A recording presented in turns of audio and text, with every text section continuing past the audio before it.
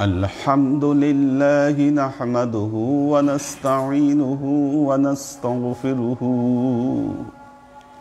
ونؤمن به ونتوكل عليه ونعوذ بالله من شرور أنفسنا ومن سيئات أعمالنا من يهد الله فهو المهتدي ومن يضلل فلن تجد له وليا مرشدا فنشهد أن لا إله إلا الله وحده আজানটা শেষ হয়।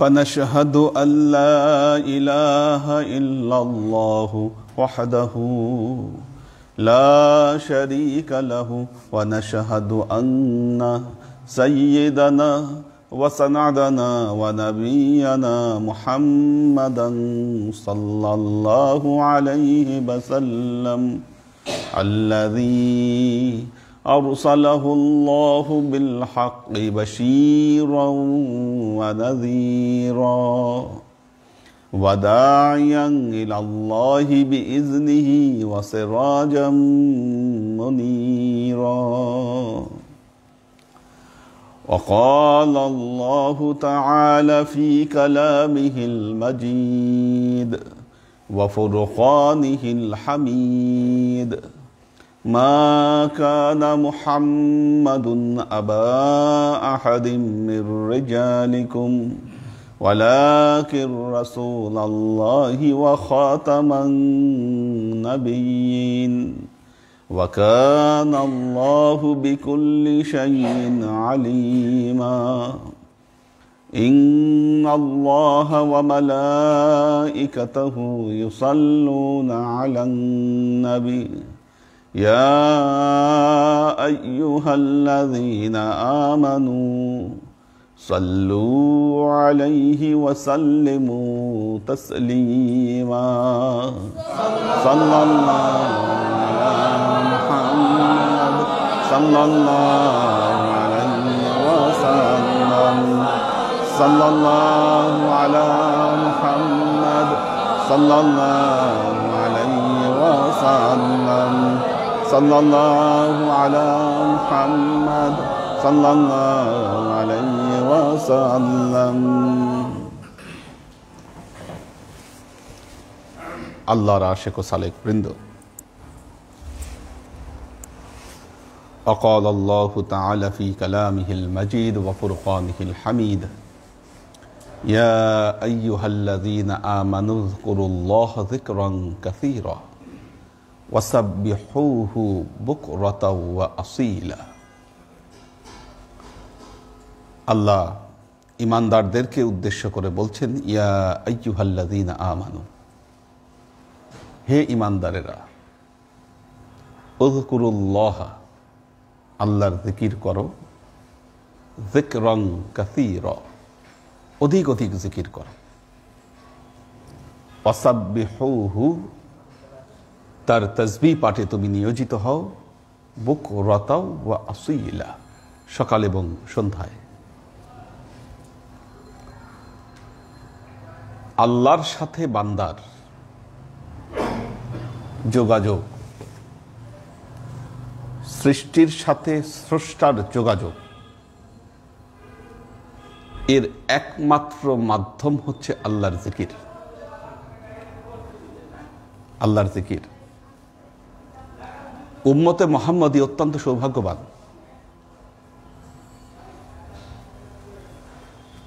যখন আল্লাহ তাআলা হযরত আদম আলাইহিস সালাতু ওয়াস সালামকে এই দুনিয়ায় পাঠিয়েছেন, ইসলাম নামক বৃক্ষের বীজ বপন করেছিলেন আদম আলাইহিস সালামের মাধ্যমে। উনি এসে বীজ বপন করেছেন, বীজ থেকে ইসলাম গাছের চারা বের হয়েছে। একটা চারা কত নাজুক, দুইটা মাত্র পাতা থাকে সেটার ভেতরে। ইসলামটা অতটুকুই ছিল। ওনার উম্মতের জন্য ইসলামের বিধিবিধান অতটুকুই ছিল, খালি সাক্ষ্য দিবে লা ইলাহা ইল্লাল্লাহ আদামু সাফিহুল্লাহ, শেষ। ইসলাম মানে এই, আর কোনো কাজ নেই। এতটুকু সাক্ষ্য দিলেই যথেষ্ট। এর পরবর্তীতে যত নবী রাসূল এসেছেন, আল্লাহ একটু একটু করে শর্ত যোগ করেছেন। ইসলামের যে ওই চারা গাছ আস্তে আস্তে বড় হচ্ছে, দুইটা পাতার জায়গায় চারটা পাতা। তারপরে নবী রাসূল আসতেছেন, 5টা পাতা, 6টা পাতা, কি বড় হচ্ছে আস্তে আস্তে। আস্তে আস্তে শর্ত যুক্ত হচ্ছে যে না, ইসলামের ভেতরে ঢুকতে গেলে, পালন করতে গেলে তোমাকে এই মানতে হবে। হযরত নূহ আলাইহিস সালাম, ওনার মুজিজাই ছিল ওনার হায়াত। কেউ বলেন 900 বছর, কেউ বলেন 1200 বছর, বিশাল হায়াত পেয়েছেন। কিন্তু তার এই হায়াতি জিন্দেগিতে মাত্র 80 জনকে উনি কনভিন্স করতে সক্ষম হয়েছিলেন যে না, ঠিক আছে, তোমরা ইমানের প্রতি আসো, সাক্ষ্য দাও। ওয়ালাইকুম সালাম। এরপর যখন হযরত ইব্রাহিম আলাইহিস সালামের সময় আসলো, আল্লাহ বেশ কিছু শর্ত ওনার উপর আরোপ করলেন ইসলাম পালন করতে গিয়ে। পরীক্ষা নেওয়া শুরু করলেন হযরত ইব্রাহিম আলাইহিস সালামকে। অর্থাৎ ইসলাম গাছের একটা ছোট যখন চারা থাকে, তখন তো বোঝা যায় না যে এটা কি গাছ, কি চারা কিন্তু বোঝা যায় না, সব পাতা একই রকম থাকে। ওই সময় এসে এটা বোঝা গেল যে না, এটা কি গাছ, এটা কি বৃক্ষ। তারপরে আরো নবী রাসূল আসছে, গাছ আরো পরিপূর্ণ হচ্ছে। বিদায় হজের দিন আমার নবী মুহাম্মদ মুস্তাফা সাল্লাল্লাহু আলাইহি ওয়াসাল্লাম যখন ঘোষণা দিলেন, আল ইয়াউমা আকমালতু লাকুম দীনাকুম ওয়া আতমামতু আলাইকুম নি'মাতি ওয়া রাদিতু লাকুমুল ইসলামা দীনা। আল্লাহ ঘোষণা দিলেন, আল ইয়াউমা আকমালতু লাকুম দীনাকুম, আজকের দিনে আমি তোমাদের জন্য এই দিনকে পরিপূর্ণ করে দিলাম। তখন পরিপূর্ণ প্রকাণ্ড বৃক্ষ ইসলাম। উম্মতে মুহাম্মদীর সময়ে এসে আল্লাহ বললেন, তোমার পুরো জীবনটাই ইসলাম হতে হবে। ওই একটা দুইটা শর্তের মধ্যে ইসলাম আর সীমাবদ্ধ নেই। এই জন্য আগের উম্মত যা পারত তার চাইতে আপনি বহু কিছু পারেন। আল্লাহ আপনাকে বহু সুযোগ সুবিধা দিয়েছেন, আল্লাহ আপনাকে বহুত মর্যাদা দিয়েছেন। এই মর্যাদাকে অনুধাবন করতে হবে। আমরা পারি আমাদের পুরো জীবনকে আল্লাহর রহমতের মধ্যে ভাসিয়ে রাখতে, আপনি যদি চেষ্টা করেন। কোরআনের একটি আয়াত বলেছি, আল্লাহ বনি ইসরাইলকে ডেকে বলেছেন, বনি ইসরাইলকে ডাক দিয়ে আল্লাহ বলছেন, ইয়া বনি ইসরাঈল আযকুরু নি'মাতি আল্লাতী আন'আমতু আলাইকুম ওয়া আন্নী ফাদ্দালতুকুম আলাল আলামিন। বনি ইসরাইলদেরকে আল্লাহ ডেকে বলছেন, ইয়া বনি ইসরাঈল, হে বনি ইসরাইল, উযকুরু, স্মরণ করো, নি'মাতি আল্লাতী আন'আমতু আলাইকুম, যেই নিয়ামতগুলো দিয়েছি এই নিয়ামতগুলোকে স্মরণ করো। এই নিয়ামতকে স্মরণ করার মাধ্যমে আমাকে স্মরণ করো। কিন্তু উম্মতে মুহাম্মাদীকে আল্লাহ বলছেন, ফাযকুরুনি আযকুরুকুম ওয়াশকুরুলি ওয়ালা তাকফুরুন। হে বান্দা, তুমি আমার জিকির করো, আমিও তোমাকে স্মরণ করব। মারাত্মক কথা। ফাযকুরুনি, আমার জিকির করো, আযকুরুকুম, আমি আল্লাহ তোমাকে স্মরণ করব। Direct offer.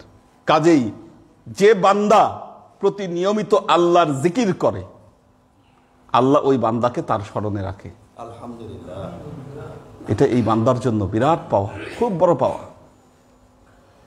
কিন্তু সমস্যা হচ্ছে এই ধরনের মানুষ, এই পর্যায়ের মানুষের সংখ্যা আমাদের সমাজে, আমাদের জীবনে অনেক কম। আল্লাহর জিকির করে না মানুষ।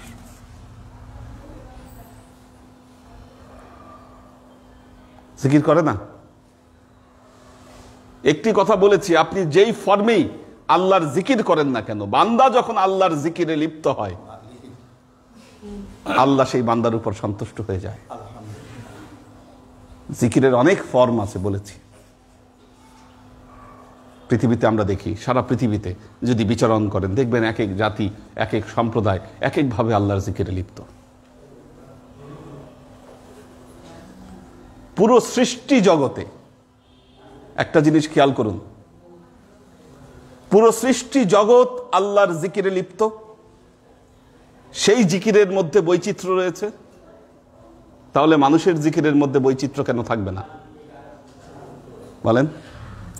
মানুষের জিকিরের মধ্যে বৈশিষ্ট্য কেন থাকবে না? আল্লাহ তার কালামে পাকে বর্ণনা করছেন, সাব্বাহা লিল্লাহি মা ফিস সামাওয়াতি ওয়া মা ফিল আরদি ওয়া হুয়াল আজিজুল হাকীম। সাব্বাহা লিল্লাহি, আল্লাহর তাসবিহ পাঠ করছে, মা ফিস সামাওয়াতি ওয়া মা ফিল আরদি, আসমান জমিনের যা কিছু রয়েছে সব আল্লাহর জিকিরে লিপ্ত।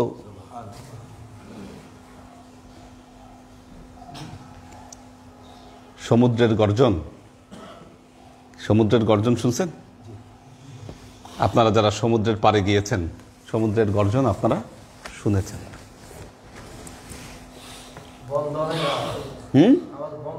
বন্ধ হয় না, গর্জন হচ্ছে। এখন আপনি বলবেন, হুজুর বাতাস পানি বহায় নিয়ে আসতেছে, কি বাতাস পানি বহায় নিয়ে আসতেছে এই জন্য শব্দ হচ্ছে। বাস্তবতা কি? এই সমুদ্র আল্লাহর জিকিরে লিপ্ত। যতদিন আল্লাহর জিকির চলবে সমুদ্রে, ততদিন এই গর্জন শোনা যাবে। যখনই জিকির বন্ধ হবে, সমুদ্র ধ্বংস হবে। কি আল্লাহ নবীর হাদিস, আল্লাহ নবী বলেছেন, মানুষ যখন একটা নতুন জামা কিনে, এই যে নতুন জামা, যতক্ষণ ওই জামা আল্লাহর জিকির করতে থাকে, জামা আল্লাহর জিকির করে, যতদিন জিকির করে ততদিন সেই জামার মধ্যে উজ্জ্বলতা থাকে। জিকির যখন বন্ধ হয়ে যায়, জামাটা পুরান হয়ে যায়, উজ্জ্বলতা চলে যায়, ওটা নষ্ট হয়ে যায়। আরেকটি জিনিস খেয়াল করবেন, বদ্ধ পানি, বদ্ধ পানি, বদ্ধ পানিতে যদি নাপাকি বেশি পরিমাণ পড়ে, ওই পানি দিয়ে ওযু করা যায় না, ওই পানি নষ্ট হয়ে যায়। কিন্তু নদীর পানি, যে পানিতে স্রোত আছে, ওই পানিতে যতই ময়লা পড়ুক ওই পানি দিয়ে কিন্তু ওযু করা যাবে, যেটা স্রোত আছে, যাচ্ছে, নদী স্রোত আছে। কেন? কারণ ওই নদীর ভেতরে আল্লাহর জিকির হচ্ছে, এজন্য সেখানে স্রোত আছে। আর যেই জিনিসের মধ্যে আল্লাহর জিকির হয়, যার মধ্যে স্রোত থাকে, তা পবিত্র, সেটা পবিত্র। কাজেই মনে রাখবেন, যতদিন আপনার ভেতরে জিকির আছে, আপনার ভেতরে যতদিন জিকির আছে ততদিন আপনি জীবন্ত। জিকির বন্ধ হয়ে যাবে, আপনি মৃতে পরিণত হবেন। এই সৃষ্টি জগতের সবকিছু আল্লাহর জিকিরে লিপ্ত। ঝর্ণার পানি, ঝর্ণার পানি, আপনি যদি পাহাড়ি এলাকাগুলোতে যান, পানি দেখবেন না, কিন্তু সব সময় একটা ঝমঝম শব্দ হচ্ছে, ঝমঝম শব্দ হচ্ছে। কিসের শব্দ?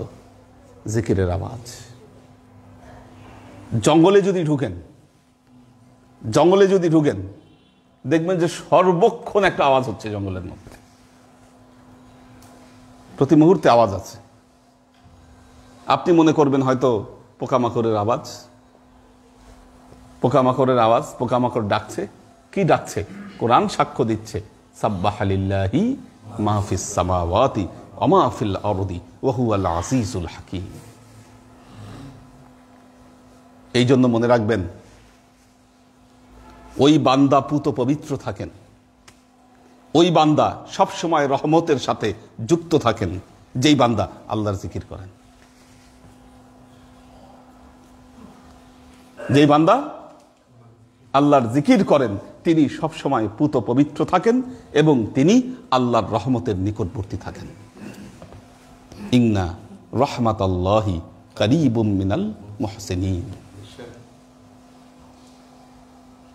তিনি মুহসিন বান্দায় পরিণত হন, আল্লাহর রহমত তার নিকটবর্তী সব সময় হয়ে থাকে।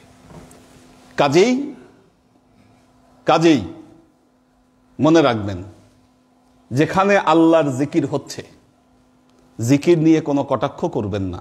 আমরা বর্তমান আমাদের সমাজ, আমাদের দেশ, আমাদের জীবন, একটি কথা বলেছি, বিষ বাষ্পে ভরে গেছে। রিগ্রেট, ঘৃণা, অহংকার, কি পরশ্রী কাতরতা, এগুলো আমাদেরকে শেষ করে দিচ্ছে। কি আমাদের জীবনের বাইরে কিছু নেই? এগুলো তো জিকিরকে ধ্বংস করে দেয়, মানুষের জীবনকে ধ্বংস করে দেয়। আমরা মানুষের সমালোচনা করতে বেশি পছন্দ করি, নিজের খবর নাই, কে কি করছে সেটা নিয়ে ব্যস্ত। আজকে মাহফিলগুলাতে গেলে দেখবেন, মাহফিলগুলাতে সমালোচনার ঝড় পড়ে যায়। কে কার গীবত করবে, কে কার বদনাম করবে। আবার তারা বলে যে না, এটা হেদায়েতের জন্যই করি, উনি নিজে যেটাকে ভালো বুঝতেছে সেটাই ঠিক রেখে পৃথিবীর বাকি সব বাতিল। এই ট্রেন্ড থেকে আমাদেরকে বের হয়ে আসতে হবে। হাদিসে কুদসিতে বর্ণিত হচ্ছে, কাল কিয়ামতের ময়দানে বান্দা আল্লাহর সামনে গিয়ে আমলনামা খুলবে, দেখবে আমলনামা ফাঁকা, নাই কিচ্ছু। খেয়াল করেন, আমলনামা খুলবে, খুলে দেখবে আমল নাই। আল্লাহর কাছে বলবে, আল্লাহ দুনিয়ায় এত আমল করলাম, এখন আমার আমল কই? আল্লাহ বলবে, বান্দা তুমি আমলও করেছো, তার সাথে সাথে গীবতও করেছো। তোমার গীবত সমস্ত আমলকে ধ্বংস করে দিয়েছে। তোমার গীবত আমলগুলোকে ধ্বংস করে দিয়েছে। কত মারাত্মক কথা। কাজেই হিংসা, বিদ্বেষ, পরশ্রী কাতরতা, এগুলা থেকে দূরে থেকে আপনাকে সর্বক্ষণ আল্লাহর জিকিরে লিপ্ত থাকতে হবে।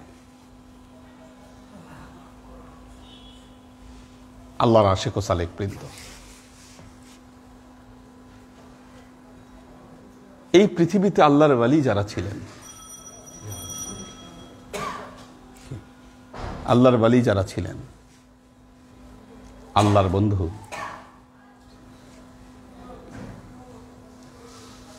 একটা জিনিস মনে রাখবেন, আল্লাহর যে ওয়ালিরা সারা পৃথিবীতে, তারা আল্লাহর ওয়ালি হিসাবে স্বীকৃতি লাভ করেছেন। বড় পীর আব্দুল কাদের জিলানী রহমতুল্লাহ আলাই, খাজা মঈনুদ্দিন চিশতি রহমতুল্লাহ আলাই,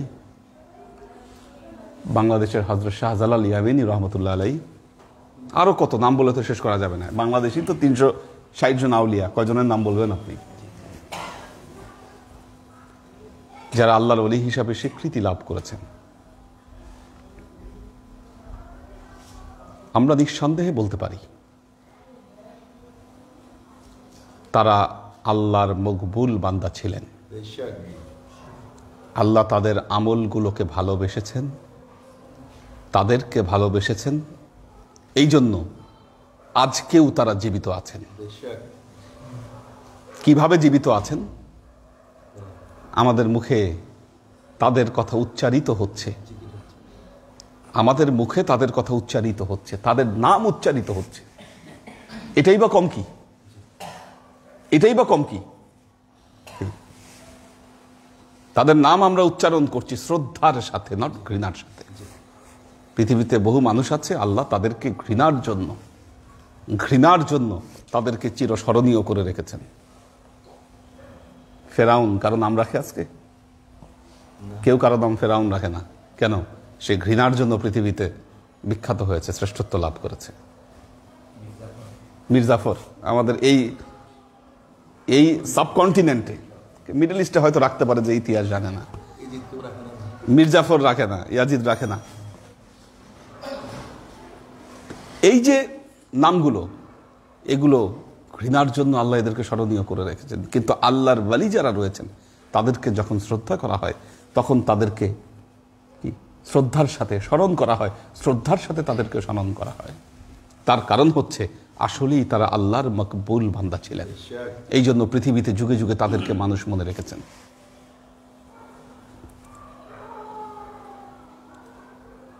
তার মানে তারা যে আমল করেছেন, সেই আমলগুলো আল্লাহর কাছে প্রিয় ছিল। আপনি যদি ওই আমলগুলোকে বিচার করেন পৃথিবীতে, দারুণ দারুণ নিয়মে এক একজন জিকির করেছেন। পাকিস্তানের একজন আল্লাহর ওয়ালি ছিলেন, ওনার নাম সুলতান বাহু। সুলতান বাহু বেশ নাম করা সুলতান বাহু। ওনার লেখা অনেক বইও আছে এবং পৃথিবীতে তরিকার জগতে খুব ফেমাস উনি, সুলতান বাহু। সুলতান বাহু নকশার মাধ্যমে জিকির করত। নকশা, বিভিন্ন নকশা এঁকে জিকির করত। বিভিন্ন জায়গায় আপনারা জানেন লতিফার জিকির করা হয়। লতিফার জিকির করা হয়। লতিফা মানে শরীরের ভেতরে 6টি লতিফা আছে, এই লতিফার জিকির করা হয়। কেউ কেউ মুরাকাবা করেন, মুশাহাদা করেন, কেউ জলি জিকির করেন। আমাদের মধ্যে কেউ আছে জলি জিকির করেন, কেউ বা আবার খফি জিকির করেন। এগুলো জিকিরের এক একটা ফর্ম মাত্র। কিন্তু বান্দাকে যে কোনো ভাবেই তিনি যদি আল্লাহর জিকিরের সাথে সম্পৃক্ত হন, তিনি সমাধান অবশ্যই পাবেন। কি মানুষ যখন কোনো সমস্যা নিয়ে আসেন, আমার কাছে যদি আসেন, বলি আপনি এই জিকিরটা করেন, আমলটা করেন। আমলটা কি? আমলটা কি? আল্লাহর কিছু না, আল্লাহর নাম। আল্লাহর নামগুলো পড়লে কি হবে? যখনই আল্লাহর নাম ধরে আপনি ডাকবেন, আপনার উপরে আল্লাহর রহমত নাজিল হবে। আর যখনই নাজিল হবে আল্লাহর রহমত, আপনার সমস্যা, আপনার দুর্দশা, দুঃখ সব কিছু দূরীভূত হবে। এটাই আল্লাহর শান, এটাই আল্লাহর মান। মনে রাখবেন, বান্দাকে যে কোনো ভাবে জিকিরের সাথে সম্পৃক্ত করতে হবে।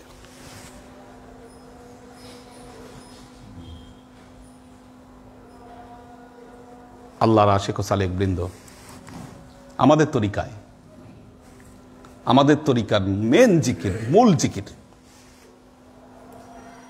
সকাল এবং সন্ধ্যার জিকির। মূল জিকির কোনটা? কি? চোখ খুলেন, অনেকে ঘুমাচ্ছেন। 710 বার জিকির দেওয়া হয়েছে। আচ্ছা, এই জিকির কেন? কেন এই জিকির? আজকে আমার আলোচনার শুরুতেই যে আয়াতটি বলেছি, ইয়া আইয়ুহাল্লাযীনা আমানু যকুরুল্লাহা যিকরান কাসীরা ওয়াসাব্বিহুহু বুকরাতাও ওয়া আসীলা। দেখুন আল্লাহ কি বলছেন, ইয়া আইয়ুহাল্লাযীনা আমানু, হে ঈমানদারেরা, উযকুরুল্লাহ, আল্লাহর জিকির করো, যিকরান কাসীরা, বেশি বেশি আল্লাহর জিকির করো। হে মুমিনেরা, বেশি বেশি আল্লাহর জিকির করো। ওয়াসাব্বিহুহু, তার তাসবিহ পাঠ করো। বুকরাতাও ওয়া আসীলা, সকাল এবং সন্ধ্যায়। কি বলছেন আল্লাহ? সকাল সন্ধ্যায় তোমরা আল্লাহর বেশি বেশি জিকির করো এবং তার তাসবিহ পাঠ করো। তাসবিহ শব্দটা বলে দিয়েছেন। সূরা আরাফে আল্লাহ বলছেন, ওয়াযকুর রাব্বাকা ফী নাফসিকা তাদাররুআও ওয়া খীফাতান দুনাল জাহরি মিনাল কওলি বিল গুদুবি ওয়াল আসাল ওয়ালা তাকুম মিনাল গাফিলিন।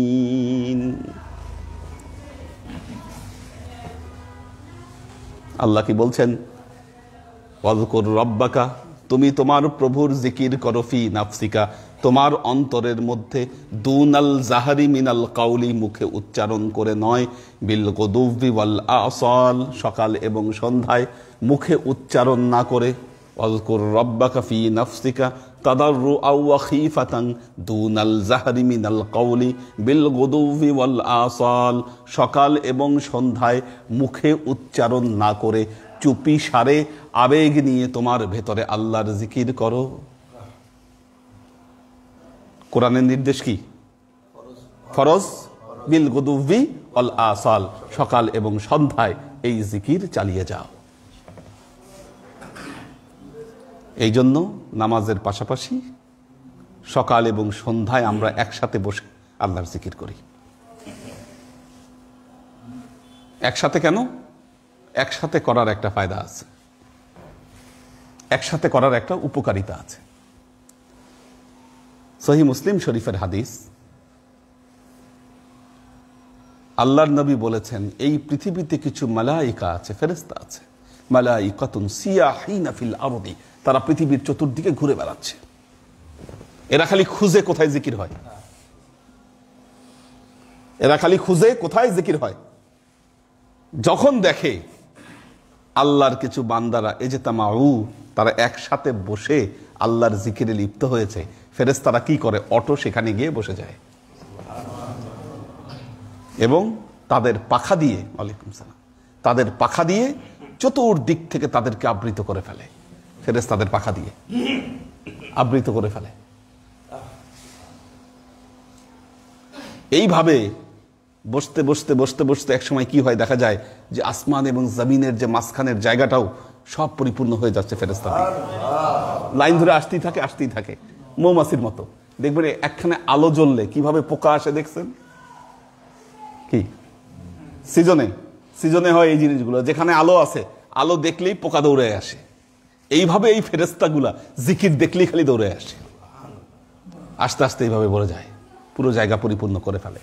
যখন বান্দারা জিকির শেষে হাত তুলে মোনাজাত করে, কি এই ফেরেশতারাও তখন হাত তুলে মোনাজাত করতে থাকে।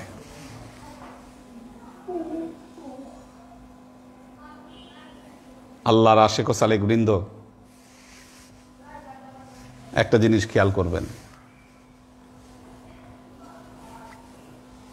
এখানে মুরব্বী যে কজন আছে, মজুমদার ভাই, আমাদের শফিক ভাই, কবি রফিক, একদম মুরব্বী লেভেলের যারা, আবু জেদ ভাই, সুলাইমান ভাই আছে, এনারা আছেন মুরব্বী।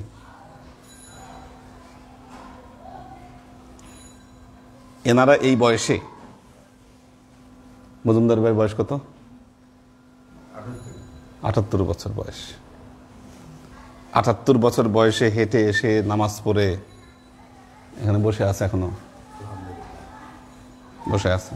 শফিক ভাই বসে আছে, না বসে আছে। ইয়াং জেনারেশন এখন যারা আছে, এই 78 বছর বয়স আসলে খুঁজেই পাওয়া যাবে না। কি আমার চাচা ইন্তেকাল করেছেন 110 বছর বয়সে। তখনও তিনি ক্ষেত খামারে তিনি হাঁটতে পারতেন। হ্যাঁ। দেখুন কেন ভবিষ্যৎ প্রজন্ম পারবে না কেন? আপনি বলবেন ভেজাল বেড়ে গেছে, এই জন্য ভেজাল বেড়ে গেছে। এরা যে খেয়েছে আমরা এখন সেগুলো খাই না, আমরা এখন সেগুলো খাই না। ওনারা খাঁটি জিনিস খেয়েছে, আমরা ভেজাল খাচ্ছি, এই জন্য ফরমালিন খাচ্ছি, এই জন্য সম্ভব না আমাদের জন্য। আসল ঘটনা হলো আগের প্রজন্ম তারা বেশি বেশি আল্লাহর জিকির করেছে, আর আমরা জিকির ছেড়ে দিছি আল্লাহর। কি জিকির আপনি যত ছেড়ে দিবেন আপনার মধ্যে থেকে কর্মচঞ্চলতা চলে যাবে, প্রাণ চঞ্চলতা দূর হবে। কি যুবক বয়সে আপনি বুড়া মানুষের মতো হয়ে যাবেন। কি যুবক বয়সে আপনি বুড়া মানুষে পরিণত হবেন, এটা বাস্তব। আর যত আল্লাহর জিকির থাকবে ভেতরে, বয়স যত হোক, মানুষ দেখলে মনে করবে আপনি জোয়ান।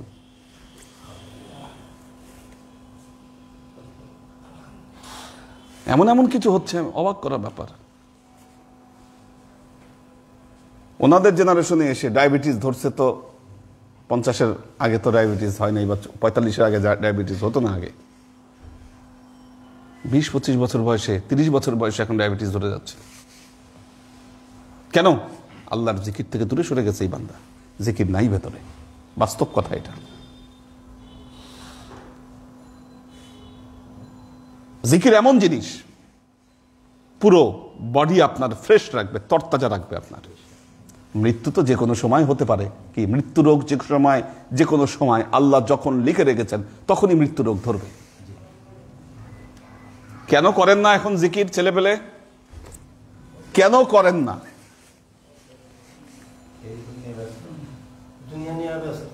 দুনিয়া নিয়ে এতই ব্যস্ত।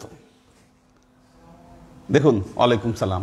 আল্লাহ মুমিনের চরিত্র বর্ণনা করতে গিয়ে বলেছেন আল্লাযীনা হুম আনিল লাগয়ি মুরিদুন, তারা অনর্থক কাজ থেকে দূরে থাকে।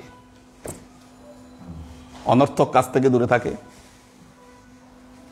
মজুমদার ভাইয়ের বয়স যখন 25 বছর, ধরেন আপনি 25 বছর, কত সাল সেটা?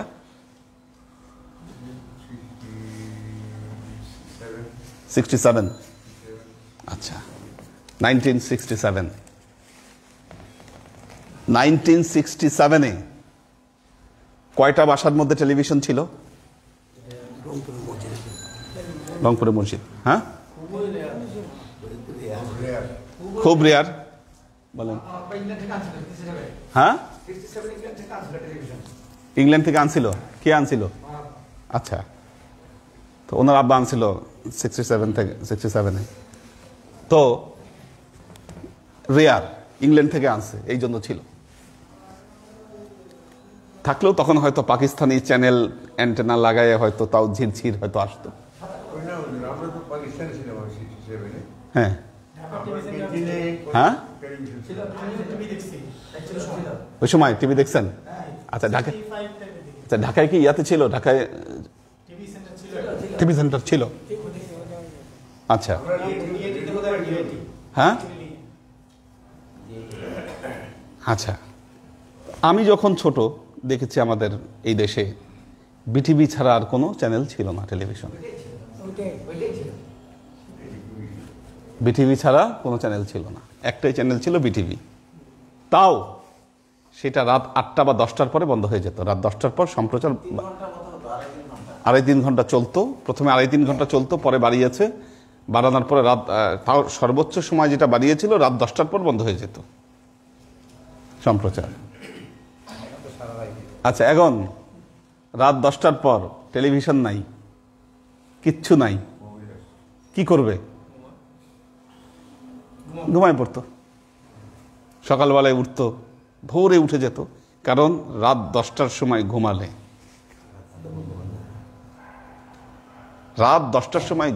ভোর হতে হতে আপনি উঠতে বাধ্য। এতক্ষণ বিছনায় করবেন কি? ইম্পসিবল ব্যাপার বিছনায় থাকা।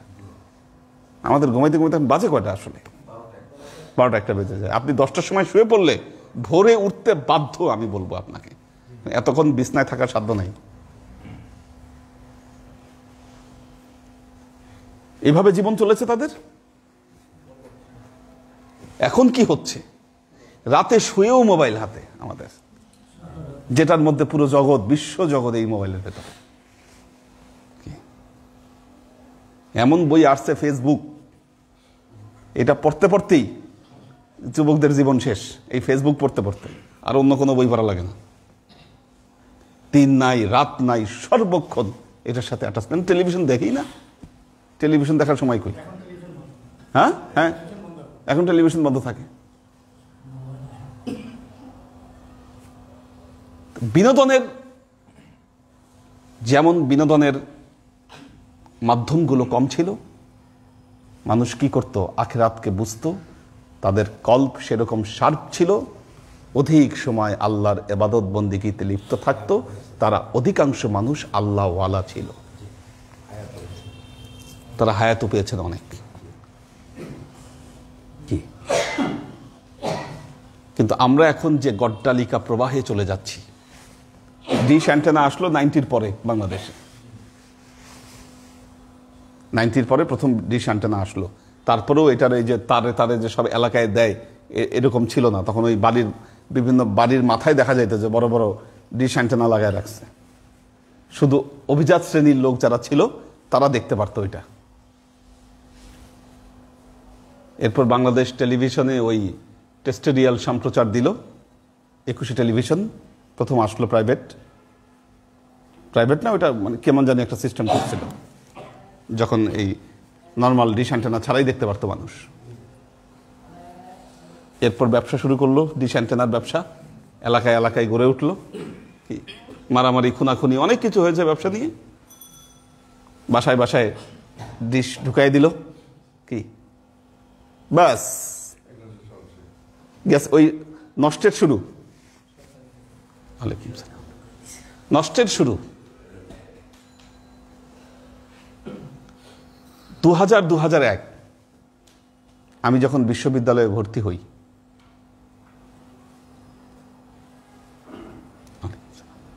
ওই সময় দেখলাম সাধারণ মানুষের হাতে মোবাইল আসলো। কারণ এর আগে মোবাইল ছিল সিটিসেল কোম্পানি, সিটিসেল। হ্যাঁ, একটা লাইন সেট নীতি মনে হয় 1 লাখ টাকা লাগতো ওই সময়। হ্যাঁ, 1,35,000 টাকা রাখতো সিটিসেল। হ্যাঁ, খুব ধনী মানুষ না হলে মোবাইল ফোন কেউ ব্যবহার করতে পারত না। 8 টাকা। হ্যাঁ হ্যাঁ, বাস্তব। আমি যখন মোবাইল হাতে নিলাম, প্রথম সিম আমার, যেটা আমি ব্যবহার করছি এখন, 01711 সিম কিনেছিলাম 8,000 টাকা দিয়ে। শুধু সিমের দাম 8,000 টাকা। আর কল রেট তখন ছিল প্রতি মিনিট 60 টাকা, 6 টাকা বা 60 টাকা আউটগোয়িং কল। ইনকামিংয়েও কাটতো, আমি কল ধরলেও কাটবে, দুই দিকেই কাটতো। শাখের করাত। হ্যাঁ, 50%। 2005-এর দিকে এসে গ্রামীণ ফোন একটা অফার দিল, ডিজুস। আমি ইতিহাস বলছি। Disease 0177 number, disease. রাত 12টার পর থেকে ভোর পর্যন্ত ফ্রি, খালি প্রথম মিনিটের কল কাটবে। যুব সমাজ যা ধ্বংস করার করছে ওই সময়, ধ্বংস। এক কথায় সারা রাত ধরে ছেলেপেলে কথা বলতো। সকালবেলায় দেখতাম আমরা যখন ক্লাসে গিয়ে হাজির, অধিকাংশ ছেলেপেলে আসতে পারতেছে না ক্লাসে আসতে পারছে না, বা ক্লাসে আসলেও ক্লাসের মুড নেই, মানে ঝিমানো অবস্থা। কেন? সারা রাত কথা বলছে, সারা রাত তারা কথা বলেছে। কোথায় আল্লাহর জিকির করবে, কোথায় কি? যে সমাজ, যে প্রজন্ম আমাদের সামনে গড়ে উঠছে, আল্লাহ ওয়ালা হওয়া কাকে বলে, জিকির কাকে বলে, আজকার কাকে বলে, এর কি গুণাবলী, এর কি মাহাত্ম্য, কিচ্ছু এরা জানে না। ছোটবেলা থেকেই শিখতেছে, পারিপার্শ্বিকতা দেখতেছে, না আমাকে টাকা কামাইতে হবে, আমাকে বড়লোক হইতে হবে, সেটা আমি ধান্দাবাজি করে হই আর মার কাট করে হই, বা ন্যায় অন্যায়, আশেপাশে কেউই তো ন্যায় কি এটা বুঝে না, আমি এত ন্যায় থেকে কি করব? কি শিখছি আমরা, কি শিখাচ্ছি? কোথায় ভালো মানুষ হবে, কোথায় কি হবে, কোথায় নৈতিকতা, কিচ্ছু ভেতরে নাই। কোথায় যাচ্ছি আমরা একটু চিন্তা করে দেখেন।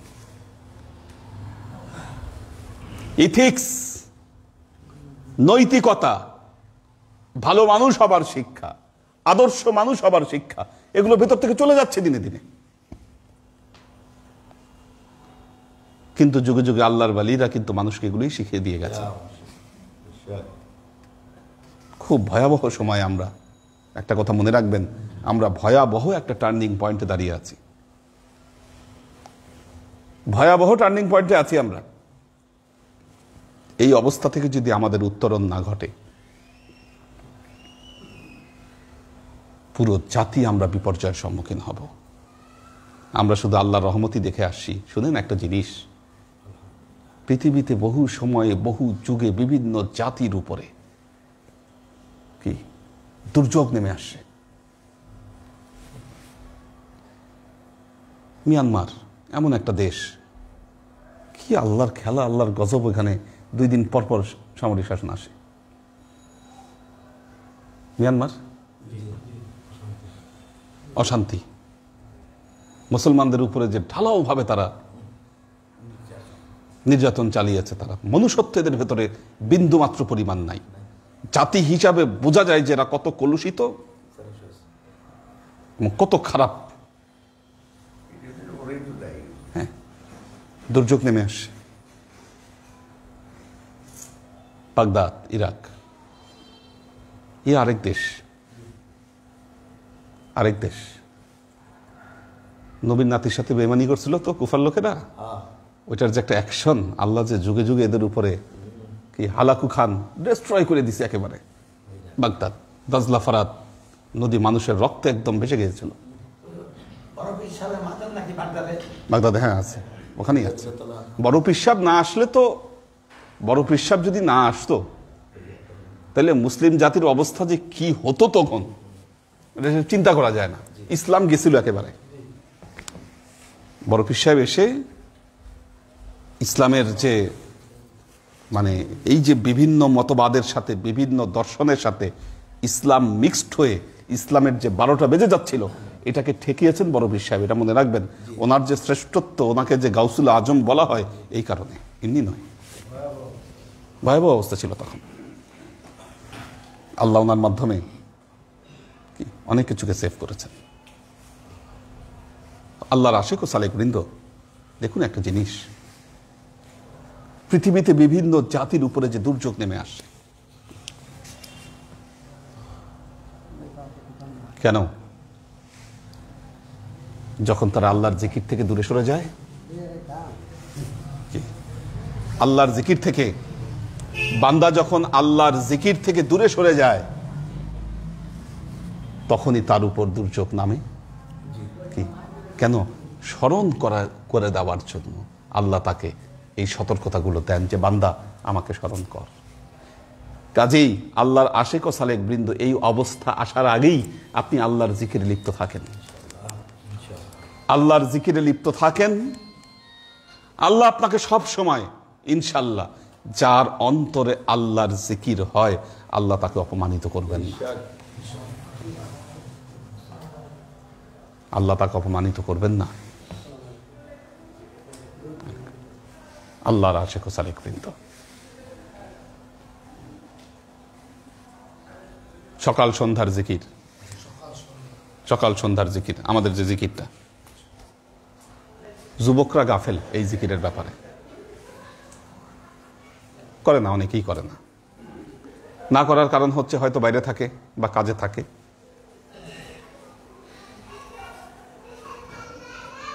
কাজে থেকে জিকির করা সম্ভব কিনা? সম্ভব। সম্ভব। 710 বার এটা পড়া কিছুই না। বলে জানেন, যুবকদের অনেকে জানি না। আবার কেউ কেউ আছেন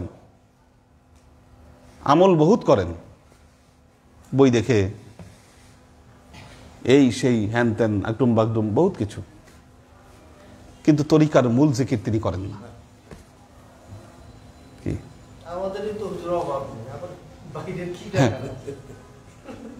বেহেশতি জিওর, নুরানি ওজিফা, কি হ্যাঁ হ্যাঁ, ফেসবুক, ইউটিউব, গুগল, কি হ্যাঁ হ্যাঁ, এই যে আমল, এগুলো খালি খুঁজে। ফলশ্রুতিতে কি হয়, কোনো আমলেরই উপর আসলে ইস্তেকামত থাকে না। 2 দিন এটা করে, এরপর আবার ওইটা করে, কি আবার সার্চ দিয়ে দেখেছে না এটা আরেকটা জিনিস, কি আবার ওইটা করা শুরু করে, যাবে কোন দিকে, কোনটাই হয় না। হ্যাঁ, কোনটাই হয় না আসলে। হ্যাঁ, তাদের মনস্থির নাই, ইস্তেকামত নাই। এটাকেই বলা হয় ইস্তেকামত। আল্লাহ বলেছেন ইহদিনাস সিরাতাল মুস্তাকিম। সিরাতে মুস্তাকিম এই জন্য হয় না, কিন্তু আল্লাহর নবী কিন্তু বলেছেন আখলিস দীনাকা ইয়াকফিকা আমালুকাল কালিল। অতি অল্প আমলই তোমার জন্য যথেষ্ট, তুমি তোমার দিনকে পরিশুদ্ধ করো। আখলিস দীনাকা, অল্প কিন্তু নিয়মিত আমল আল্লাহ পছন্দ করেন। অল্প কিন্তু নিয়মিত আমল আল্লাহ পছন্দ করেন। ওনাদের জীবন একটা ধারার মধ্যে চলে আসছে, করতে করতে করতে করতে এখন আর এটা না করলে ভালো লাগে না। কি হ্যাঁ হ্যাঁ, অভ্যস্ততা। হ্যাঁ, কাজেই আল্লাহর আশিক ও সালেক বৃন্দ, আমাদের তরিকায় যে জিকিরগুলোকে প্রোভাইড করা হয়, উৎসাহিত করা হয়, সকাল সন্ধ্যার এই 710 বারের জিকির, এটা গুরুত্বপূর্ণ জিকির। নামাজের পরবর্তীতে কিছু জিকির রয়েছে, যার কথা জুমায় আজকে বলেছি। নামাজ পরবর্তী জিকির আল্লাহ নবী এগুলো করতেন, আল্লাহ নবী করতেন।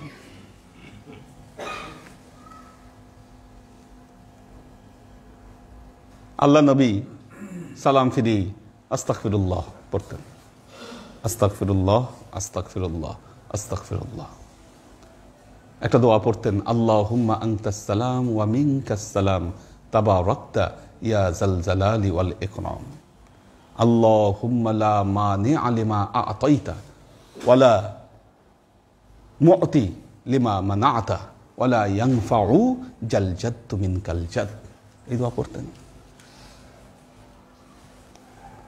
সুবহানাল্লাহ 33 বার, আলহামদুলিল্লাহ 33 বার, আল্লাহু আকবার 33 বার, 34 বারও এসেছে হাদিসের বর্ণনায়। এবং আরেকটি হাদিসের বর্ণনায় এসেছে 33 33 33, কত হলো? 99। 34 বারে হ্যাঁ, লা ইলাহা ইল্লাল্লাহু ওয়াহদাহু লা শারীকা লাহু লাহুল মুলকু ওয়া লাহুল হামদু ওয়া হুয়া আলা কুল্লি শাইইন কাদির। ফেরেশতারা সাহাবারা জিজ্ঞাসা করলেন, ইয়া রাসূলুল্লাহ, আমাদের পূর্ববর্তী যারা ছিল তারা হায়াত বেশি পেত, তাদের সম্পদ অনেক ছিল, তারা দান খয়রাত করে এগিয়ে যেত আপনার পথে। আমরা তো এত দান খয়রাত করতে পারি না, আমাদের হায়াতও কম, কেমনি কি আমরা কি করব? আল্লাহ নবী বললেন, তোমাদেরকে একটা আমল শিখাই দিচ্ছি, তোমরা এই আমল যতদিন করবে মনে রাখবে, না তোমাদের পূর্ববর্তী কেউ তোমাদেরকে মর্যাদার দিক থেকে ধরতে পারবে, না তোমাদের পরবর্তী কেউ তোমাদেরকে মর্যাদার দিকে ধরতে পারবে। জাস্ট এই আমল করো। সুবহানাল্লাহ, আলহামদুলিল্লাহ, আল্লাহু আকবার। وقال رسول الله صلى الله عليه وسلم من قرأ آيات الكرسي দুবুরা কুল্লা সালাতিল মাকতুবা। যে ব্যক্তি প্রত্যেক ফরজ নামাজের শেষে কি করে? আয়াতুল কুরসি পড়ে। আল্লাহ নবী বলছেন ওই ব্যক্তি জান্নাতে যাবার জন্য বাধা একটাই, যে সে মরতেছে না কেন। শুধু তার মৃত্যুটা জান্নাত থেকে তাকে ঠেকায় রাখছে। সে মারা গেলেই জান্নাতে যাইত। আয়াতুল কুরসি।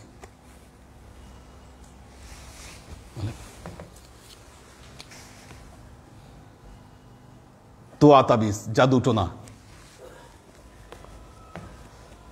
দোয়া তাবিজ, জাদুটোনা, এগুলার ভীতি অবাক লাগে। যার মনে একবার ঢুকছে এই ভয়, আমাদের মধ্যে কিছু মানুষের ভেতরে এই ভয় তীব্রভাবে আছে, এমন ভাবে ঢুকছে সে মনে করতেছে এই জাদুটোনা খাইছে, এটা যে কি পাওয়ারফুল। দেখেন শিরক কিভাবে আসে আমাদের মধ্যে, শিরক এর তো প্রকাশ্য শিরক। এটা আপনি ভাবতেছেন জাদুটোনা আপনাকে মেরে ফেলবে, এই করবে সেই করবে, বহুত কিছু। আপনার ঈমান যদি এত দুর্বলই হয়, কি মনে রাখবেন, আপনার ঈমান যদি এত দুর্বল হয়, আপনার উপরে চড়াও হবে এটা কি? কারণ আল্লাহ তো আপনার উপর অসন্তুষ্ট, আল্লাহ দেখতেছে আপনার অন্তরে কি।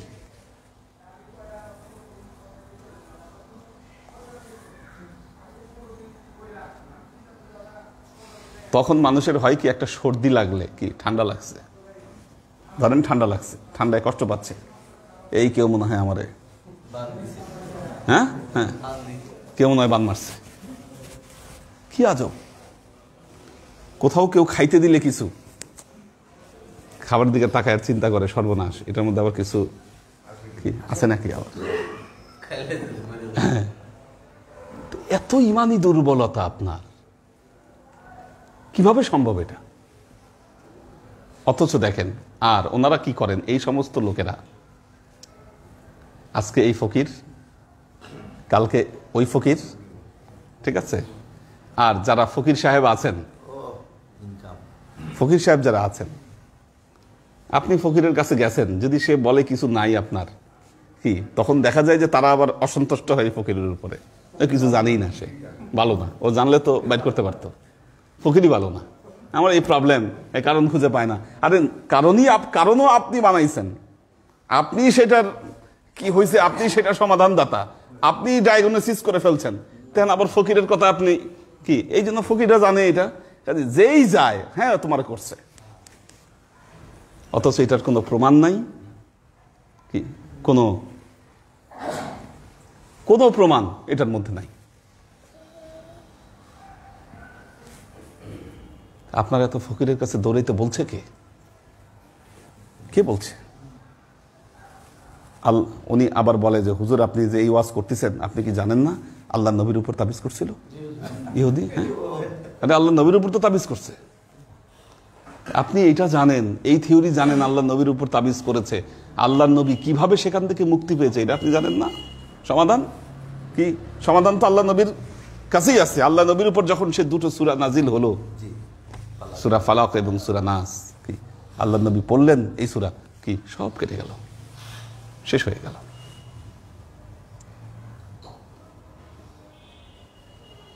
আল্লাহ নবী তো শিখিয়ে দিয়ে গেছেন কিভাবে পড়তে হবে, কি ফরজ নামাজের শেষে 3 বার সূরা ইখলাস, 3 বার সূরা ফালাক, 3 বার সূরা নাস পড়েন, কিচ্ছু আসবে না এগুলো। যতই চিন্তা করবেন এই বিষয় নিয়ে, ততই আপনার উপর চড়াও হবে। বয়স হয়েছে, শারীরিক সমস্যা আপনার থাকবেই। আপনি যদি মনে করেন যে আপনি 20 বছর বয়সে আপনার শারীরিক স্ট্রেংথ যেমন ছিল, আজকে 45 বছর বয়সে এসে একই অবস্থা থাকবে, তো আপনার মতো বোকা কে আছে? কি আপনার মতো বোকা আছেটা কি? আপনি 20 বছর বয়সে যেমন ছিল, আপনি 45 বছর বয়সে একই রকম থাকতে চান, উপায় আছে এটার? দুনিয়া ছেড়ে তো যেতেই হবে আপনাকে। তো পড়েন এই আল্লাহ নবী, আপনি এইটা না পড়ে, আমলে নাই কিন্তু, কি তদবির নিতে আসে, বহুত মানুষ আছে তদবির নিতে, আমি তদবির লিখে দিয়ে বলি 5 ওয়াক্ত নামাজের শেষে এই আমলগুলা পড়বেন, দেখি যে কাসুমাসু করে, তার কারণ কি? নামাজই পড়ে না, নামাজই পড়ে না, যে নামাজই পড়ে না সে তো কি, কত দূর আপনি সমাধান থেকে, কত দূরে। নামাজ ধরেন, আমল করেন, কি আল্লাহ দূর করবে? বেস ঠিক না করে উপরের দিকে বিল্ডিং তুলতে গেলে কি হবে? এটা ভেঙে পড়বে, ভেঙে পড়বে। বেসিক তো ঠিক করতে হবে আপনাকে। কাজী আল্লাহর আশিক ও সালেক বলে এই আমলগুলো এদিক থেকে গুরুত্বপূর্ণ, গুরুত্বপূর্ণ। কোরআন তেলাওয়াত, কোরআন তেলাওয়াত সকাল এবং সন্ধ্যা বা রাতে কোরআন তেলাওয়াত। সহিহ বুখারীতে আমরা এই হাদিস দেখেছি, একবার জিব্রাইল আমিন আল্লাহ নবীকে নিয়ে, হযরত জিব্রাইল এবং হযরত মিকাইল এই দুইজন ফেরেশতা আল্লাহ নবীকে নিয়ে ভ্রমণে বের হলেন। আলেমে বারজাখে নিয়ে গেলেন। আলেমে বারজাখের বিভিন্ন দৃশ্য আল্লাহ নবীকে দেখানো হলো। সেই দৃশ্যগুলোর মধ্যে একটি দৃশ্য ছিল, এক লোককে শুয়ায় রেখেছে, একটা ফেরেশতা বড় পাথর এনে তার মাথার মধ্যে ছুঁড়ে মারছে, মাথা একেবারে বোতা হয়ে যাচ্ছে। আবার তুলে আনতেছে পাথরটা, তুলে আনতে আনতে ওই মাথা আবার জোড়া লেগে যাচ্ছে। আবার এসে মাথার মধ্যে ছুঁড়ে মারছে, আবারও মাথা বোতা হয়ে যাচ্ছে, কি আবার তুলে আনতে আনতে ঠিক হয়ে যাচ্ছে। আল্লাহ নবী বললেন, কেন এই অবস্থা তার? জিব্রাইল আমিন জানালেন, ইয়া রাসূলুল্লাহ, এরা দুনিয়ায় থাকতে কোরআন পড়তে শিখেছিল, এরা দুনিয়ায় থাকতে কোরআন পড়তে শিখেছিল, তারপর কি করেছে? কোরআনকে ভুলে গেছে। কোরআন পড়তে তারা অনীহা করেছে, তারা গড়িমসি করেছে। কাল কিয়ামতের ময়দানে ওয়াকাল আল কুরআন, কোরআন আল্লাহকে বলবে, আল্লাহ তোমার এই সম্প্রদায় ইন্না হাযাল কওমু ইত্তাখাযুল কুরআনা মাহজুরা, তারা এই কোরআনকে তারা পরিত্যাগ করেছিল আল্লাহ, এই জন্য আজকের দিনে আমি এদেরকে ভুলে গেলাম। যারা কোরআন পড়তে পারেন না তারা কোরআন শিখুন, এটা আমাদের তরিকার অংশ। আর তরিকার সবচাইতে গুরুত্বপূর্ণ আমল ক্লাস করা, ক্লাস করা।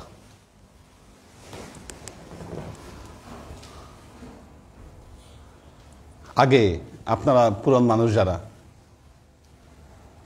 সপ্তাহে 3টা ক্লাসই করতেন,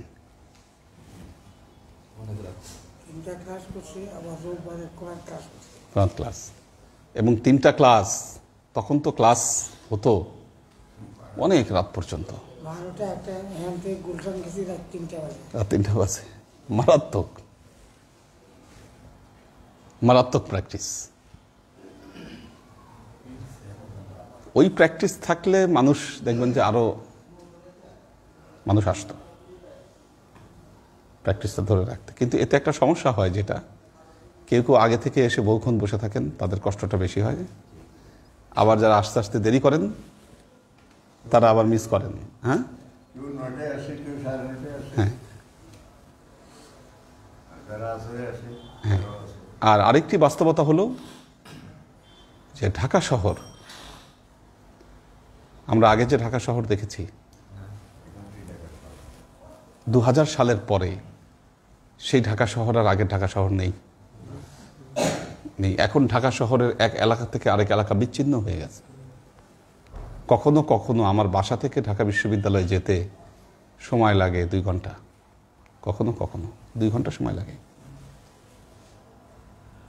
যেটা নর্মাল রাস্তায় আমি যদি ওই আগের ঢাকা চিন্তা করি সর্বোচ্চ 15 মিনিট লাগার কথা ছিল, 15 মিনিট লাগার কথা ছিল, সেখানে 2 ঘন্টা লাগে আজকে। এই যে বাস্তবতা, এটা আমাদের জীবনের বাস্তবতা। তার কারণ হলো পরিকল্পনা ছাড়া ব্যাংকগুলা গাড়ি কেনার লোন দিয়েছে, মানুষ দেধারছে গাড়ি কিনেছে। দ্বিতীয় সমস্যা হয়েছে, জ্বালানি হিসাবে পেট্রোলের পরিবর্তে গ্যাস দিয়ে দিছে, সিএনজি দিয়ে দিছে, কি যার ফলশ্রুতিতে আগে তো গাড়ি বের করতে গেলে মানুষ চিন্তা করতো, সর্বনাশ, তেলের দাম তো অনেক, কেমনে বের করবো গাড়ি, 100 বার চিন্তা করতো। আর এখন তো গ্যাস তো সস্তা, কারণে অকারণে গাড়ি নিয়ে বের হয়ে পড়ে। এই যে রাস্তা, এই রাস্তায় কিভাবে এত গাড়ি চলবে, এটা কোনো প্ল্যানিং নাই। আজকে ঢাকা শহরের এই অবস্থা, বিচ্ছিন্ন হয়ে গেছে। এই জন্য অনেকে 3টা ক্লাসের পরিবর্তে একটা ক্লাসও করেন, এটা পারমিট করেছি। উপায় নেই, যারা দূর থেকে আসেন, ওনারা যারা অনেক দূর থেকে আসেন, তবে কেউ কেউ আবার দূর থেকেও ধরে রেখেছেন 3টা ক্লাস ধরে রেখেছেন। তো এই যে বাস্তবতা, কিন্তু এলাকার মানুষ, এলাকার ছেলেরা, এই যে কথা বলি, পরবর্তী প্রজন্ম, যুবক প্রজন্ম,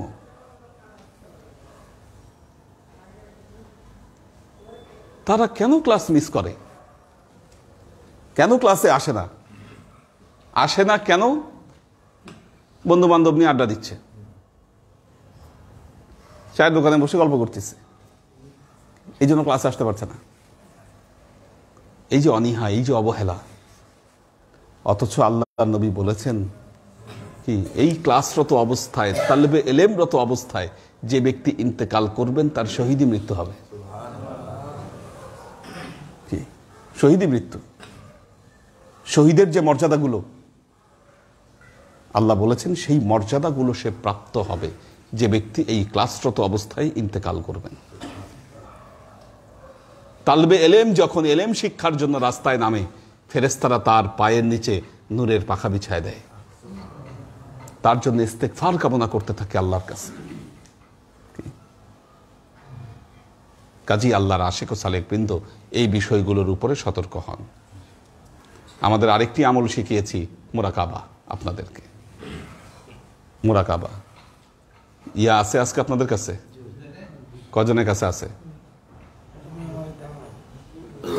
কয়জন? মাত্র 2 জন হাত তুলছে। 3 জন। ইয়ার প্লাগ আছে? মানুষ বেশি থাকলে করাবো। কয়জনের কাছে আছে?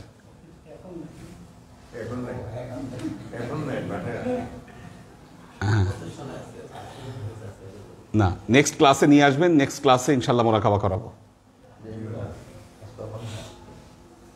নেক্সট ক্লাসে আপনাদেরকে মুরাকাবা করাবো। না, আসলে ক্লাস কিন্তু শুক্রবারেরটা অবশ্যই তাড়াতাড়ি শুরু করতে হবে।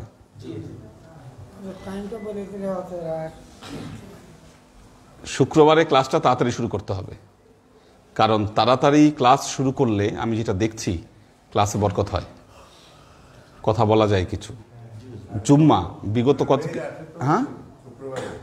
বিগত কিছু জুমা দেরি হয়েছে, কিন্তু আজকে জুমা খুতবা দিতে গিয়ে দেখছি যে না, একটা বিষয় তাও সুন্দর মতো বলা যায়। আর দেরি করে শুরু করলে তাড়াহুড়া করে আসলে কিছু হয় না, তাড়াহুড়া করে কিছু হয় না। কাজে নেক্সট ক্লাসে আপনারা ইয়ার প্লাগ নিয়ে আসবেন, এটা মাথায় রাখবেন। আলোচনা মোটামুটি আধা ঘন্টা করে আমি তারপর আপনাদেরকে ইনশাল্লাহ মুরাকাবা করাবো পরবর্তী ক্লাসে। দেখুন, শেষ কথা যেটা বলবো, পরিশেষে সর্বশেষ কথা, দুনিয়ায় এসেছেন দুনিয়া নিয়ে ব্যস্ত থাকার জন্য নয়, কিচ্ছু নয় এগুলো। আমাদের ভেতর থেকে জলজ্যান্ত মানুষগুলো হারিয়ে গেছেন এই 1 বছরের মধ্যে, এই যে করোনার কিছু সময়ের মধ্যে। কি আমাদের নাজিমউদ্দিন ভাই চলে গেছেন, খুশ মাহমুদ ভাই চলে গেছেন, আনোয়ার ভাই চলে গেছেন, মৌলানা আতাউর রহমান ভাই চলে গেছেন, নাজির ভাই চলে গেছেন, আমাদের ফরিদপুর আব্দুর রহমান ভাই চলে গেছেন, নাইম। চোখের সামনে থেকে মানুষগুলো হারিয়ে গেছে, দেখছেন বাস্তবতা।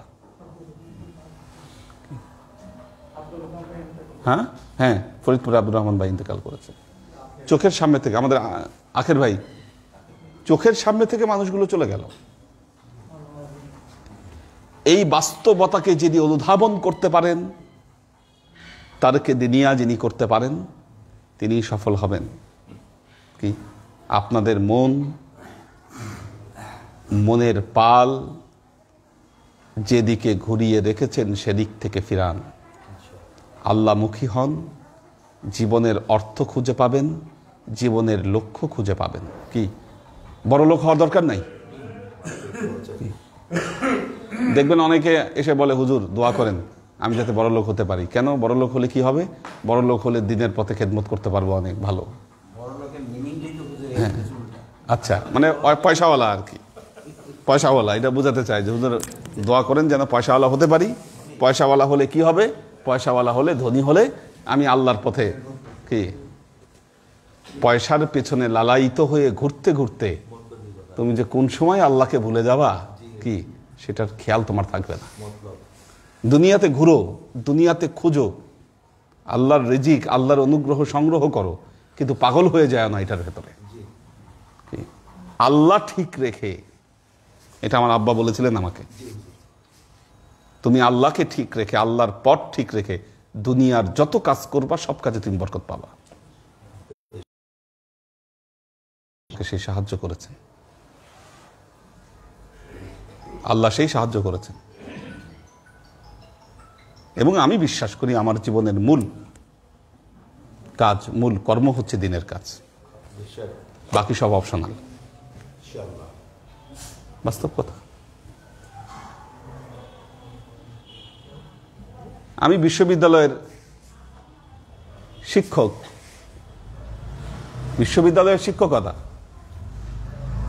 আপনাদের হুজুর হবার পর তো হয়েছি, আল্লাহর পথটা ধরে রাখছি বলেই আল্লাহ খুব সহজে কি আমাকে এটা হওয়ার সুযোগ দিয়েছে। কোনো তদবির করি নাই, কারো কাছে যাই নাই, কাউকে বলিও নাই। অনেকে মন্ত্রী মিনিস্টার দিয়ে ফোন করায় বিশ্ববিদ্যালয়ের শিক্ষক হওয়ার জন্য।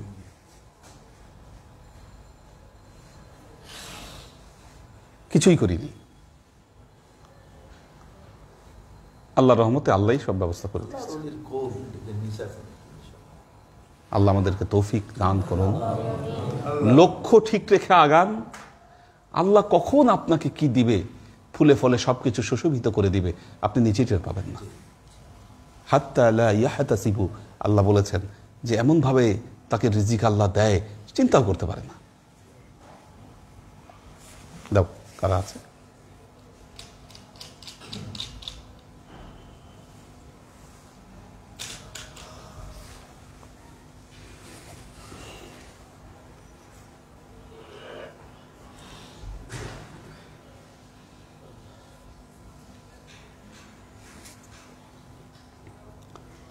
একরামুল হক আমিন আছে, কবির হোসেন সালাম দিয়েছেন, ওয়াসিম খান আছেন, জেসি চৌধুরী ইতি আছেন।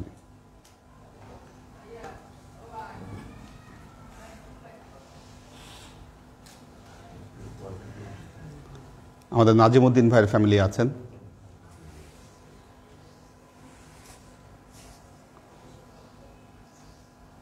সহিফা বিনতে আমির সালাম দিয়েছেন, দোয়া চেয়েছেন। এহসান সুলতানা আছেন, লুনা তাবাসসুম লুবনা আছেন, মাহফুজুল হক উজ্জ্বল আছেন, আয়েশা খাতুন আছেন। বলেছেন, আসসালামু আলাইকুম হুজুর, আমি আলো আপার মাগফিরাত কামনার জন্য 41 বার সূরা ইয়াসিন পাঠ করেছি। হুজুর আপনিও দোয়া করবেন, আল্লাহ কবুল করুন।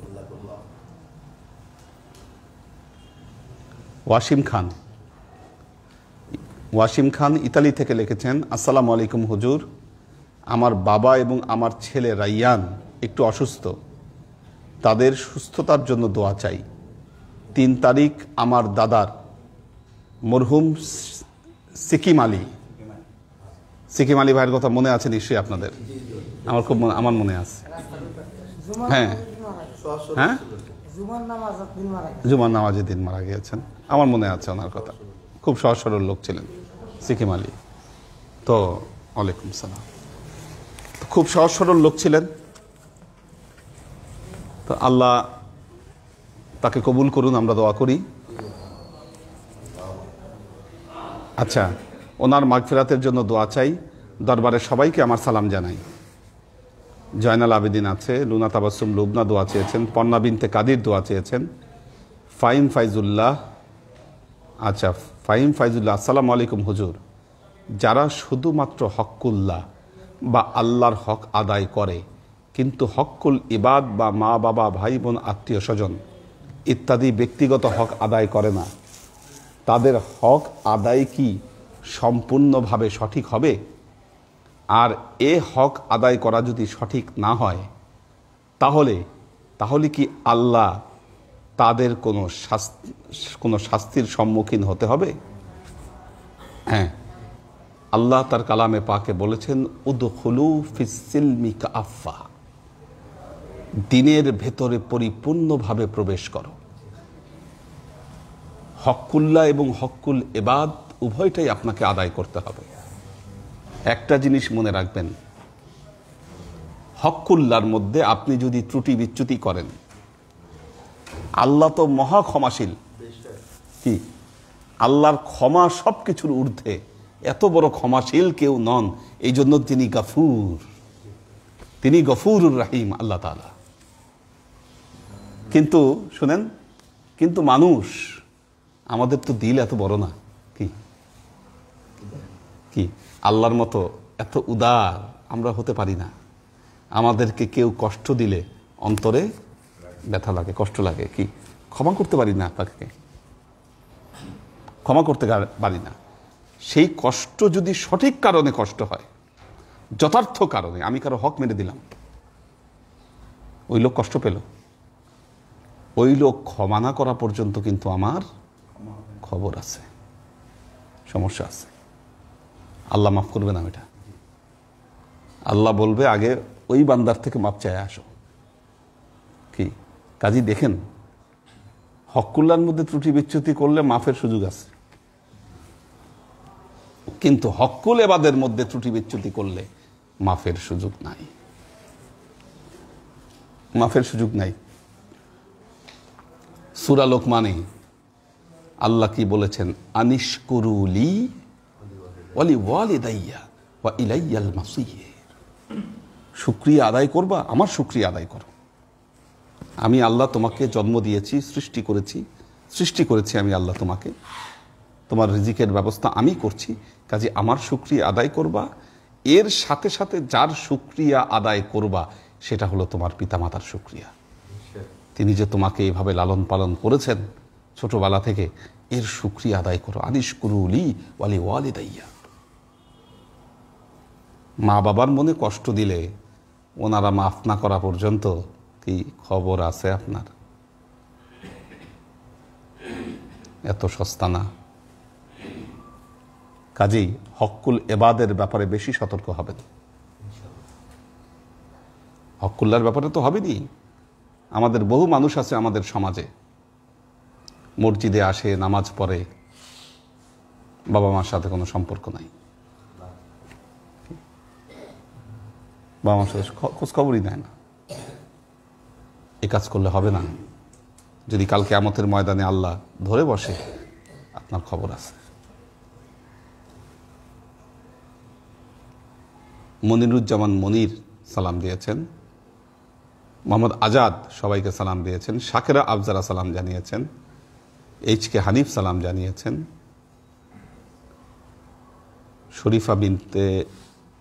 সহিফা বিনতে আমির সালাম জানিয়েছেন, দোয়া চেয়েছেন, ফাতেমা জোহরা সালাম দিয়েছেন, মোহাম্মদ শামসুস সাদিকিন সালাম জানিয়েছেন, মোহাম্মদ কবির আছেন, সাইফুল রিঙ্কু বাহরাইন থেকে সালাম জানিয়েছেন, দোয়া চেয়েছেন, মাসুদ কবির, আমাদের কবি মাসুদ খুলনা থেকে, উনি সবাইকে সালাম দিয়েছেন, সাতক্ষীরা। হ্যাঁ, মোহাম্মদ আবুল হোসেন পারভেজ দোয়া চেয়েছেন তার পরিবারের জন্য। দিলারা ইসলাম আছেন, সুরভি আক্তার নিপা আছেন। আল্লাহ সবাইকে কবুল করুন, আল্লাহ রহম করুন সবাইকে।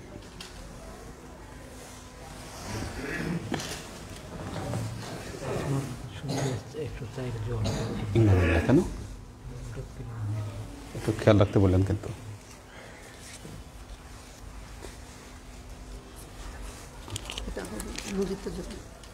মসজিদের জন্য আমাদের আস্তে আস্তে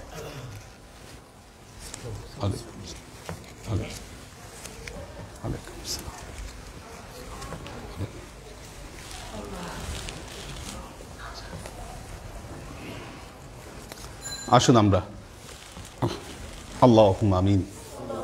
আল্লাহুম্মা সাল্লি আলা মুহাম্মাদিন ওয়া আলা আলি মুহাম্মাদিন কামা সাল্লাইতা আলা ইব্রাহিম ওয়া আলা আলি ইব্রাহিম ইন্নাকা হামিদুম মাজিদ।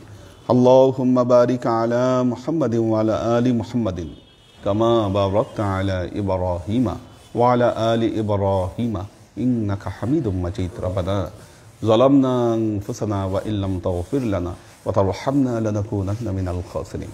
রব্বানা আতিনা ফিদ দুনিয়া হাসানাহ ওয়া ফিল আখিরাতি হাসানাহ ওয়া কিনা আযাবান নার। রব্বানা লা তুযিগ কুলুবানা বা'দা ইয হাদাইতানা ওয়া হাব লানা মিন লাদুনকা রাহমাহ ইন্নাকা আনতাল ওয়াহ্হাব। আল্লাহুম্মা ইন্নাকা আফুব্বুন তুহিব্বুল আফওয়া ফা'ফু আন্নী ইয়া গফুরুর রহিমুল ওয়াদুদ। اللهم نور قلوبنا بنور الإيمان ونور قلوبنا بنور الإسلام ونور قلوبنا بنور الإحسان وزين أخلاقنا بنور محمد صلى الله عليه وسلم. اللهم إنا نسألك علما نافعا رزقا واسعا عملا مقبولا شفاء من كل داع قلبا خاشيا ذهنا ذاكرا إيمانا كاملا توبة قبل الموت راحة عند الموت ونجاة بعد الموت. اللهم إنا نسألك رحمتك في كل درجة فلاح في كل أمر ونعوذ بك من الشرك والشك والنفاق والبدعة ومن كل وسوسة الشيطان. آمين. يا الله يا رحمن يا مالك আমরা এতক্ষণ তোমার দরবারে যে সমস্ত আমলকে উপস্থাপন করলাম ত্রুটি মুক্তভাবে এই আমলগুলোকে তুমি আমাদের তরফ থেকে কবুল করে নাও। তুমি আমলের যাজা আমাদের প্রিয় নবী হযরত মুহাম্মদ মুস্তাফা সাল্লাল্লাহু আলাইহি ওয়াসাল্লামের কাছে পৌঁছে দাও। আল্লাহ আমাদের নবীর পরিবারবর্গের কাছে তুমি এর যাজাকে পৌঁছে দাও। আল্লাহ এই দুনিয়ার সমস্ত আম্বিয়ায়ে কেরাম সাহাবায়ে কেরাম তাবাঈন তাবাঈন ওয়ালি আউলিয়া গাউস কুতুব আমাদের মা বাবা ভাই বোন আত্মীয় স্বজন এই দরবার থেকে যত পীর ভাই বোন চলে গেছে সবার রুহে আল্লাহ তুমি এর যাজাকে পৌঁছে দাও। তুমি তোমার হাবিবের উসিলায় আমাদের সবাইকে কবুল ক্ষমা করে দাও। আমাদের জীবন থেকে সমস্ত অভাব অভিযোগ বালা মুসিবত দুঃখ কষ্ট রোগ শোককে দূরীভূত করে দিয়ে দৃঢ় হস্তে তোমার দ্বীনের খেদমতের তৌফিক তুমি আমাদেরকে দাও। আজীবন যেন তোমার হেদায়েতের পথে প্রতিষ্ঠিত থাকতে পারি সে তৌফিক তুমি আমাদেরকে দাও। সুবহান রাব্বিকা রাব্বিল ইজ্জাতি আম্মা ইয়াসিফুন সালামুন আলাল মুরসালিন আলহামদুলিল্লাহি রাব্বিল আলামিন ওয়াজআল আখিরু কালিমাতিনা ইনদাল মাউত লা ইলাহা ইল্লাল্লাহু মুহাম্মাদুর রাসূলুল্লাহ সাল্লাল্লাহু আলাইহি ওয়াসাল্লাম।